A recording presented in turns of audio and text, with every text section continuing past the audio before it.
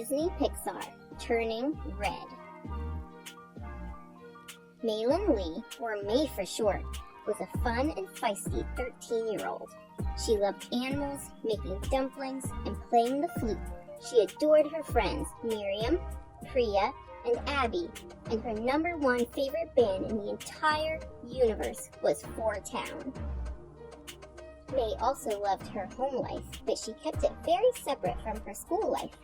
She and her parents, Ming and Jin, took care of the Lee family temple, where they honor their most revered ancestor, Sun Yi, guardian of the red panda.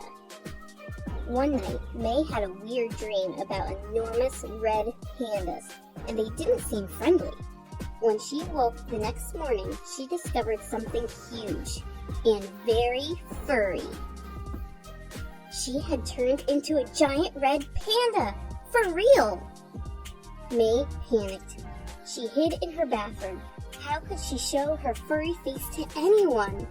Ming tried to check on May, but the smoke alarm went off in the kitchen. "My porridge!" Ming said as she hurried off.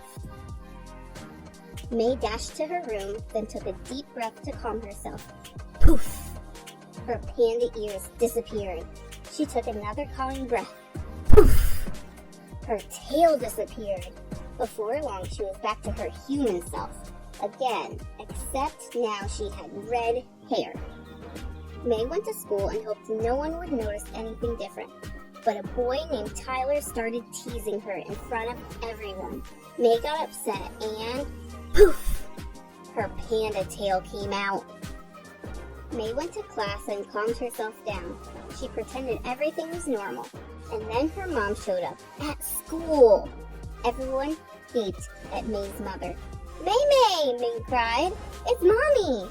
May was embarrassed. Poof!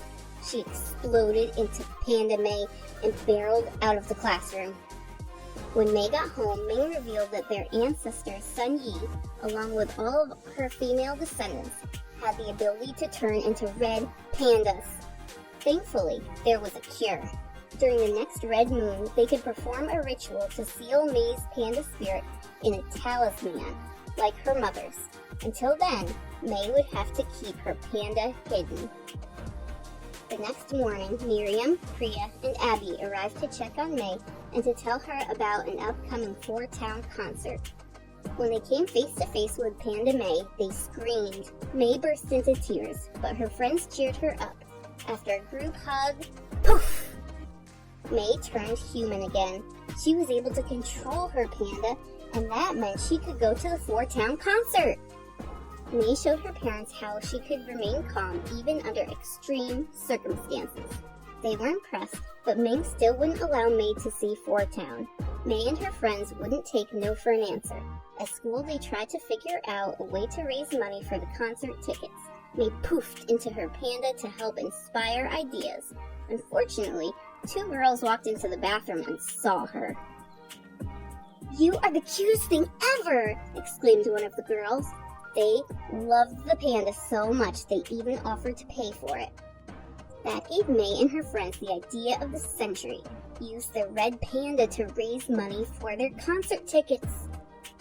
Before long, May was the star of the school. Their plan was working. Even Tyler loved her and asked May to entertain the kids at his birthday party. But now there was a new problem. May learned that the Red Moon ritual was on the same night as the Four Town concert. May's grandmother and aunties arrived to help with the ritual.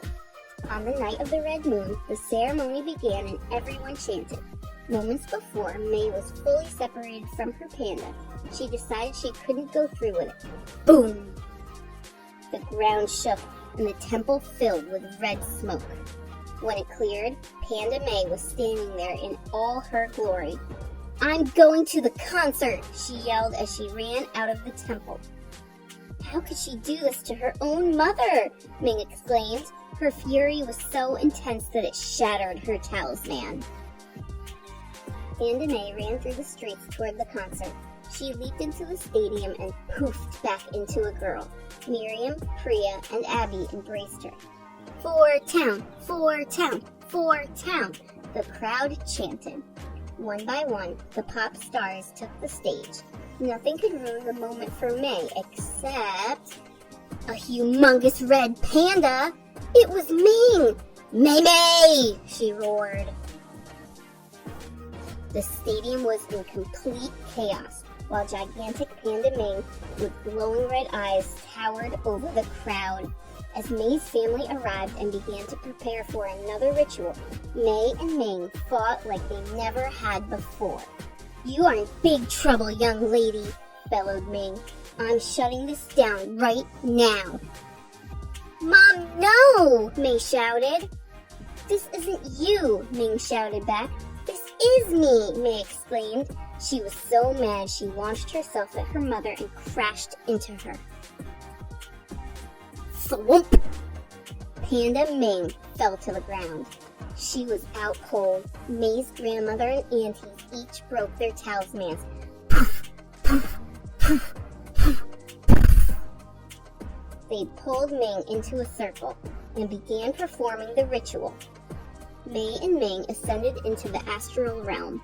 Ming walked through a mirror, separating herself from her panda.